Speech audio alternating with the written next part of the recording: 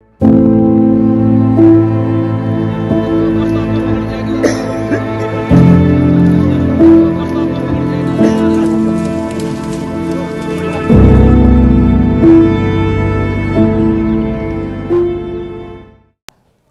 School की शिक्षिका मनीषा की मौत और अंतिम संस्कार के बाद घर और गांव ढाणी लक्ष्मण में गमगीन माहौल बना हुआ है। वहीं इस पूरे मामले में अब सभी की नजर एम्स दिल्ली में हुई तीसरी पोस्टमार्टम रिपोर्ट पर है और सीबीआई जांच क्या कहती है, सबको इसी बात का इंतजार है। नमस्कार, मैं हूं आशीष त्रिपाठी आपके साथ।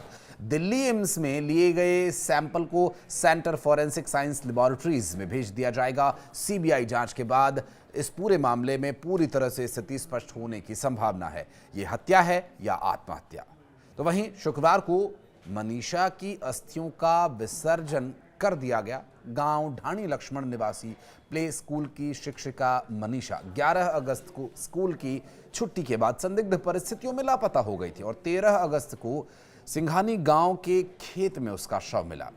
गले पर निशान देख स्वजनों ने हत्या का आरोप लगाया तो स्वजन और ग्रामीणों की मांग पर शव का पहले नागरिक अस्पताल में, फिर पीजीआई रोहतक और फिर बाद में दिल्ली एम्स में पोस्टमार्टम हुआ। अब ग्रामीणों ने गांव के मुख्य मार्ग पर धरना दिया। स्वजन की सीबीआई जांच और एम्स में पोस्टमार्टम की मांग पूरी होने के बाद अंतिम संस्कार कर दिया गया और सीबीआई जांच की कार्रवाई भी शुरू हो चुकी है।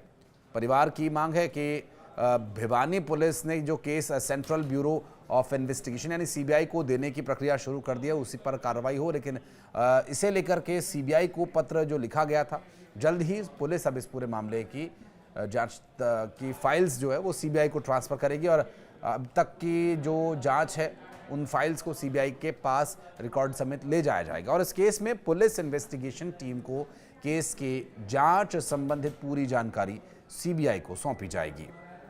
दिल्ली एम्स में हुए पोस्टमार्टम की रिपोर्ट भी सौंपी जाएगी।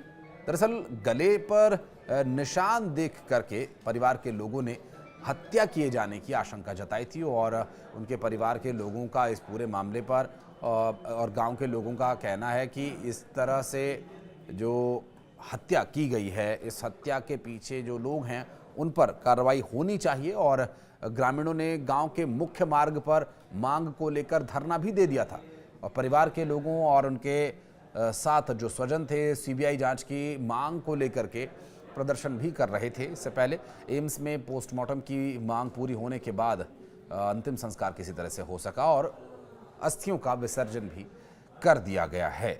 क्योंकि भिवानी पुलिस के द्वारा इस पूरे केस में जो अब तक साक्ष्य जुटाए गए, जो भी इन्वेस्टिगेशन की गई, उसे सीबीआई को अब उन्हें सौंपना होगा। उनमें वो सभी कॉल डिटेल्स, व्हाट्सएप की चैट्स, ये सारे विषय जो अब तक पुलिस के संज्ञान में आए उन्हें अब सीबीआई को सौंपना होगा और इस केस में पुलिस इन्वेस्टिगेशन टीम की केस के संबंधित पूरी जानकारी सीबीआई को सौंपे जाने के पहले दिल्ली एम्स में पोस्टमार्टम रिपोर्ट जो है वो भी इस केस में बहुत ही महत्वपूर्ण किरदार निभाने वाली है, क्योंकि ये एम्स से निकलने वाली रिपोर्ट अब तक पुलिस को नहीं मिली। लेकिन ये देखना होगा कि क्या ये भिवानी पुलिस को सौंपी जाएगी जो कि सीबीआई को इसे हैंडओवर करेगी या फिर ये सीधा सीबीआई को पोस्टमार्टम रिपोर्ट दी जाएगी।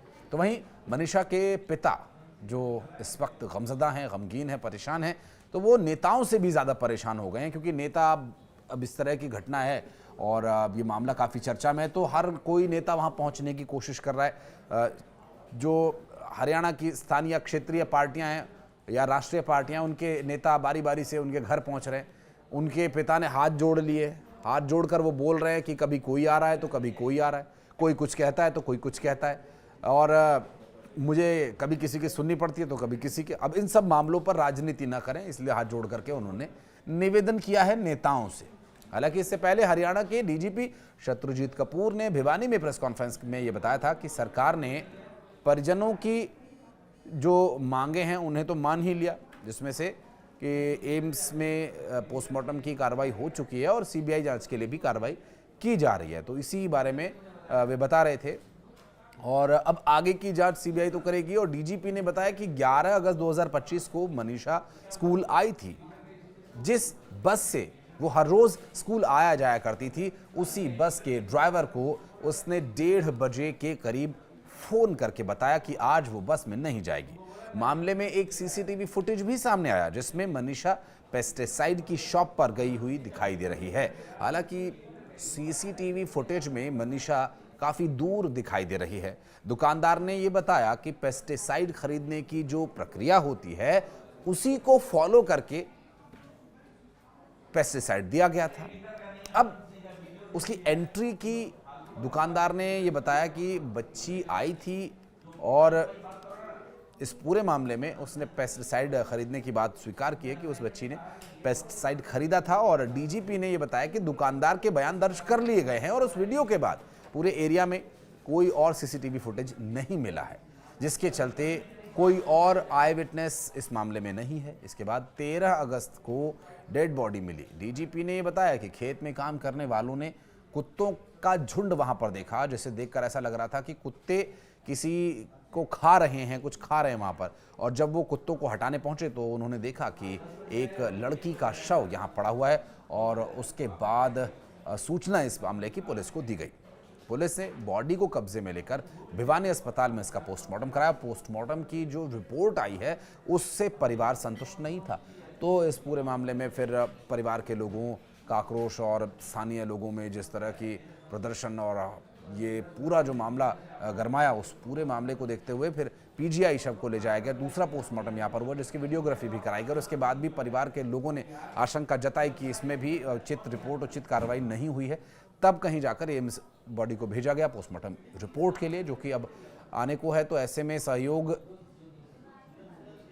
लगातार प्रशासन का परिवार के साथ है और परिवार का बराबर सहयोग प्रशासन को मिल रहा है। उन्होंने ये भी दावा किया कि रोहतक में पोस्टमार्टम कराने वाले दिन उनके साथ 2 विशेषज्ञ भी थे जिन्होंने पोस्टमार्टम रिपोर्ट को पूरी तरह से समझा और परिजनों को बताया, इस पूरे मामले में उन्हें जानकारी दी। उन्होंने कहा कि सुसाइड नोट की हैंडराइटिंग का मिलान मनीषा के घर से मिले नोट्स और स्कूल में जमा करवाए गए पत्र से किया गया, जो कि एक ही जैसे हैं।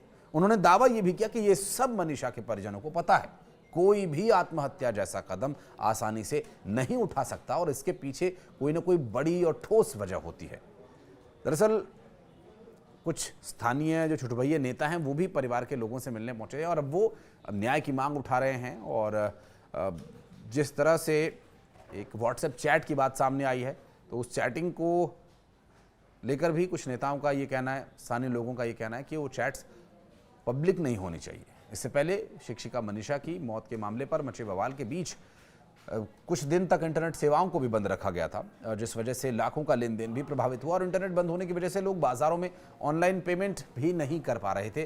पेट्रोल पंप, सब्जी मंडी, ये सभी दुकानदार जो ऑनलाइन लेन देन के काफ़ी यूज टू हो गए हैं, मतलब आदती हो गए हैं।